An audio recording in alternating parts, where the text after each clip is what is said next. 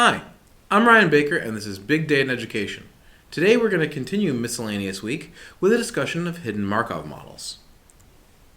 So a Markov model is a model where there are end states, and states are just situations the world or the learner or whatever you're modeling can be in.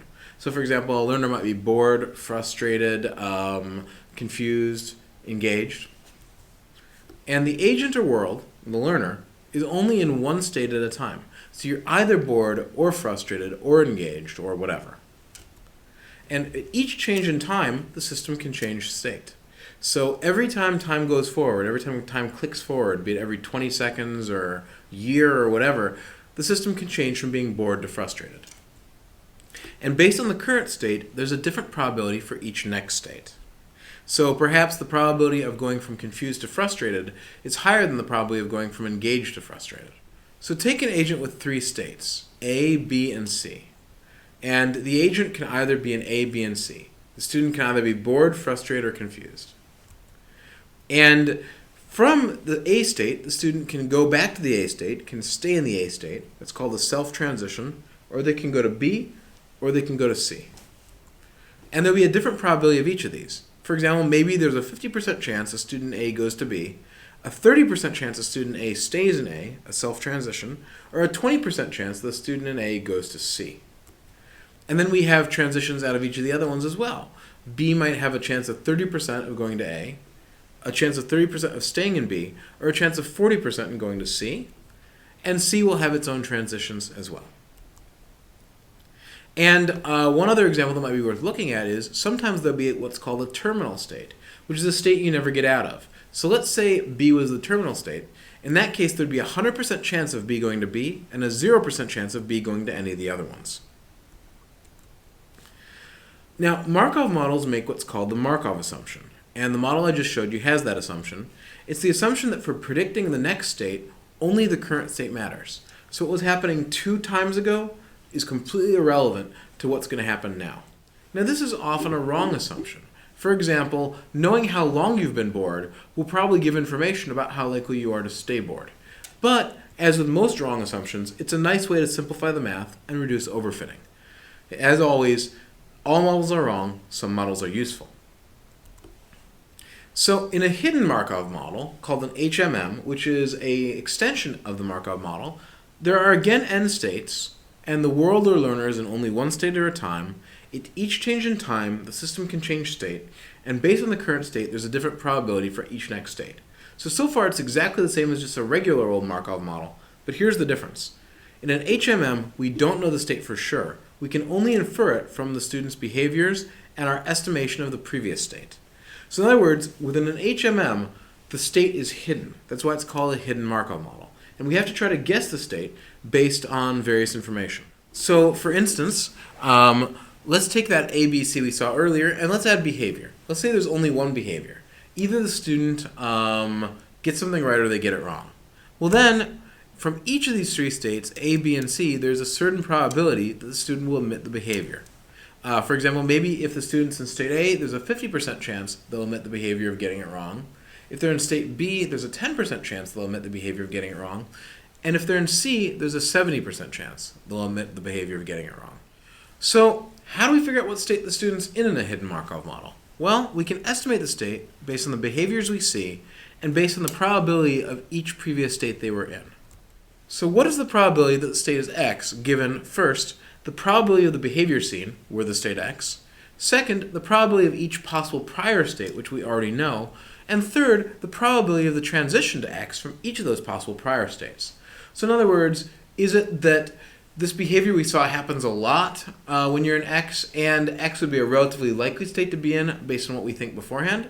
Or is it the case that X is actually kind of unlikely given that behavior and the previous probabilities? So you may be thinking, this kind of reminds me of Bayesian knowledge tracing.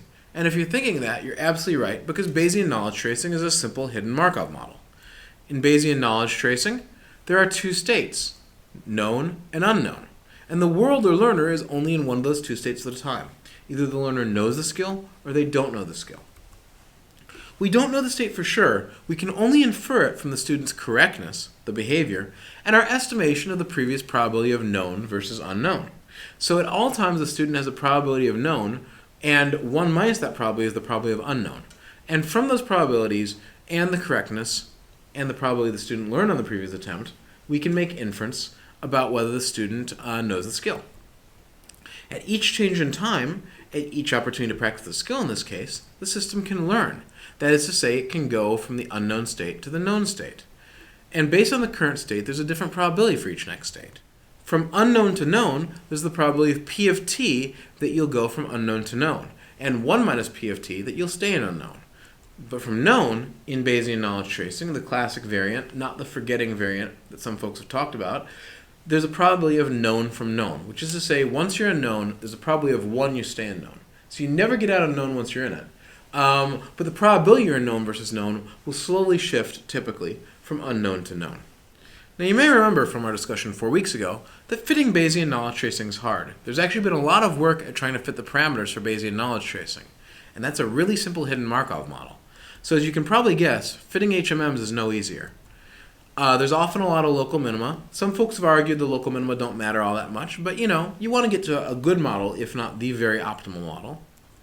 And there are several algorithms that are used to fit the parameters, including our old friend expectation maximization, Baum-Welch, and segmental k-means. I'm not going to go into detail on those algorithms today, but they're worth taking a look at. And how do we pick how many hidden states there are in a hidden Markov model? Well, for Bayesian knowledge tracing, we've already postulated to begin with, and there's a lot of empirical research showing that's a good HMM. But for more generalized HMMs, typically our old friends Bayesian information criterion and the Aikake information criterion are used to choose how many nodes to have.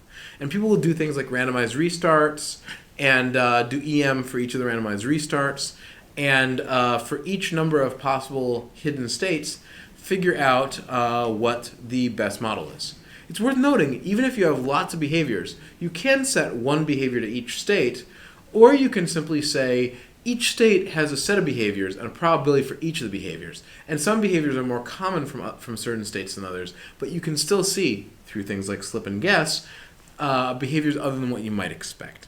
One project that's been doing some great work to use hidden Markov models to study more complex phenomena in educational data is work by Zhang and Biswas, which they've been doing for a few years, where in a system called Betty's Brain, where students create concept maps and test those concept maps, students could be editing their map, they could be asking a query of the concept map, they could be testing it in various ways, requesting explanations.